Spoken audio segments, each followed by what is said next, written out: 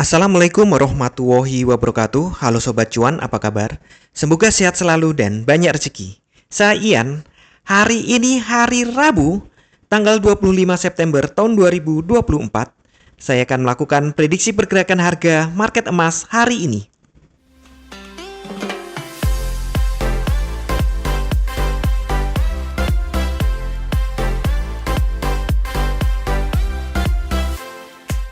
Kemarin market naik. Ya, ternyata nggak pakai istirahat dia, langsung ngegas. Jadi yang hari Senin memang melambat ya, tapi dia terbentur di R1 weekly di 2633,27.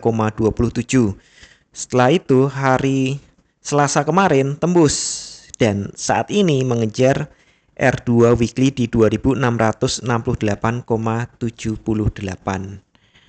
Prediksi saya sih hari ini kejarannya bisa lebih dari 2675 di atasnya ini ya. Bahkan mungkin dia akan mengejar ke 700 nantinya. Bukan sekarang tapi kalau sekarang kayaknya terlalu tinggi kecuali ada berita-berita dadakan lagi gitu.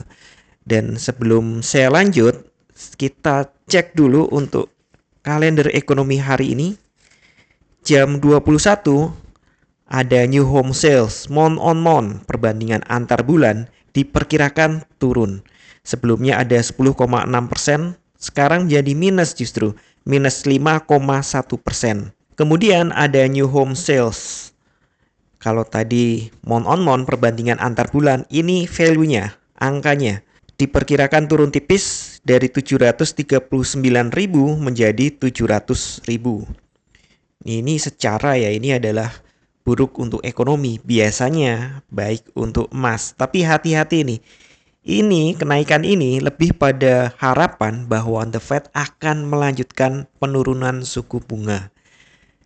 Dan jika malah dihadapkan dengan kondisi ekonomi yang buruk, itu justru mengkhawatirkan. Jangan-jangan dipending lagi, karena kemarin kan sudah cukup besar tuh, 0,5% penurunannya.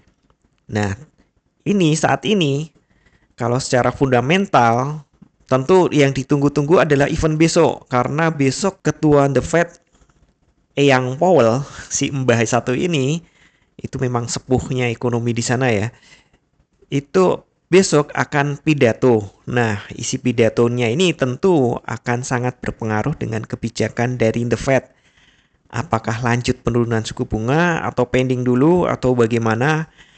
Ya, kebanyakan orang percaya, para analis, para orang-orang yang disurvei ini, orang-orang trader, percaya bahwa The Fed akan menurunkan kembali suku bunga.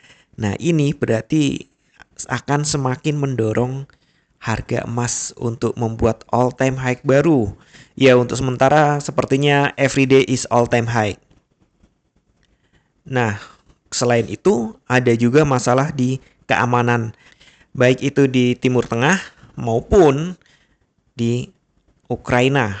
Ya, sepertinya Barat mulai capek untuk membantu Ukraina, sementara Rusia masih anteng-anteng aja, masih kuat-kuat aja gitu.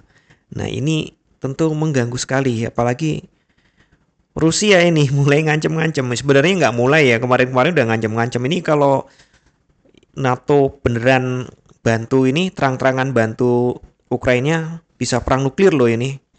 Dan berapa kali nih, terutama di dekat Amerika, pesawat-pesawat yang mampu membawa nuklir, bukan hanya pesawat terbang, tapi juga submarine, kapal selam yang bisa membawa rudal, itu sengaja nongol di area yang dekat dengan negara-negara barat, termasuk Amerika yang membantu Ukraina. Tentu saja ini mengkhawatirkan. Nah, secara fundamental ini masih kuat naik, secara teknikal ya masih kuat banget. Kelihatan kan ini polanya adalah uptrend. Ini daily, kalau kita buat weekly itu tambah kelihatan lagi ini uptrend.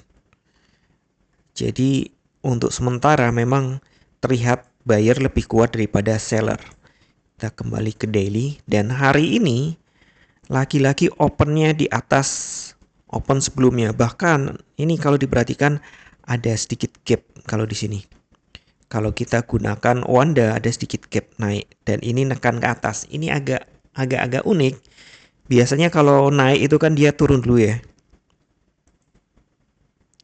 Biasanya kalau mau naik dia turun dulu, kemudian baru genjot ke atas. Tapi sepertinya hari ini dia bikin all time high pagi dulu, baru dia turun ke bawah. Mungkin ya bisa jadi nggak pakai ancang-ancang, nggak pakai busurnya langsung dipatahin, langsung target ke atas.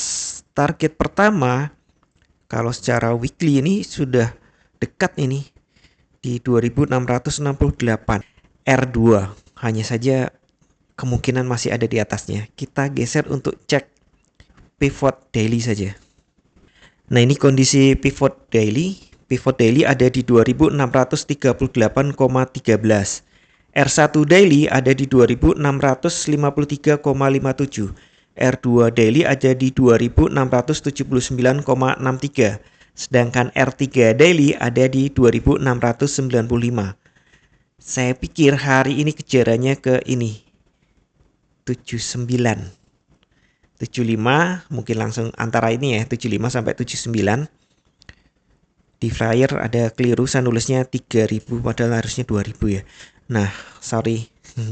Typo dikit, tetanggaan 2 sama 3. Nanti akan saya buat flyer sore untuk revisinya. Kemudian untuk S1-nya ada di 2612,07. Kemudian support 2-nya ada di 2596,63. Sementara untuk S3-nya ada di 2570,67. Saat ini terlihat ya bahwa buyer lebih kuat daripada seller. Jumlah buyer lebih banyak, jadi ini sudah overbought. Hanya saja untuk mulai sell saya belum sarankan, belum ada tanda-tanda market mau berbalik turun. Ya walaupun tetap saja saya akuin bahwa bisa jadi ini market akan ambrol sewaktu-waktu. Apalagi nih untuk yang hari Jumat kemarin ada imbalance yang sama sekali belum disentuh. Jadi nanti kalau koreksi kejarannya imbalance ini dulu di sekitar 2615 deh, anggap aja segitu. Itu kejaran imbalance pertama sampai ke 2596. Itu imbalance pertama. Tapi kalau kita lihat ini candle-candle ini selain imbalance ini juga ada support di sini di angka-angka ini. Di antara 82 sampai 87. Nah, sepertinya kalau koreksi dia ke arah-arah situ. Tapi untuk sementara jangan berpikir koreksi dulu. Ini kemungkinan market masih up. Karena secara baik weekly, monthly maupun ini balik turun lagi daily, ini trennya sedang up. Kondisinya adalah up. Jika up, jadi kemungkinan dia akan ngejar untuk high yang lebih tinggi lagi. Dan pagi ini high kemarin itu sudah dekat banget, pasti terlewat. Setelah itu mungkin dia koreksi ke arah yang saya tunjukkan tadi, baru dia kemungkinan akan mengejar lagi all time high baru lagi. Hanya saja nih, saya pikir hari ini tidak sederas kemarin. Karena secara ya hari Rabu, Kamis itu ada data penting. Selain klaim pengangguran juga Eyang Powell akan pidato. Itu akan ditunggu banget. Ini akan ngomong apa ya si Eyang ini? Nanti kebijakannya apa ya? Nah, kira-kira seperti itu. Jadi ini barusan ada yang WA, ada yang nyoba telepon, tapi sorry, handphone saya under repair. Saya buka WA dari laptop ini. Jadi prediksi saya ini market masih naik. Masih cukup kuat untuk naik. Iya, memang kita sekali lagi harus hati-hati. Market juga bisa tiba-tiba ambrol. Tentu yang bijak adalah kita lakukan hit and run. Jadi untuk kita lihat dulu. Untuk kita ada di 4 jam. Oke, di 4 jam terlihat masih naik.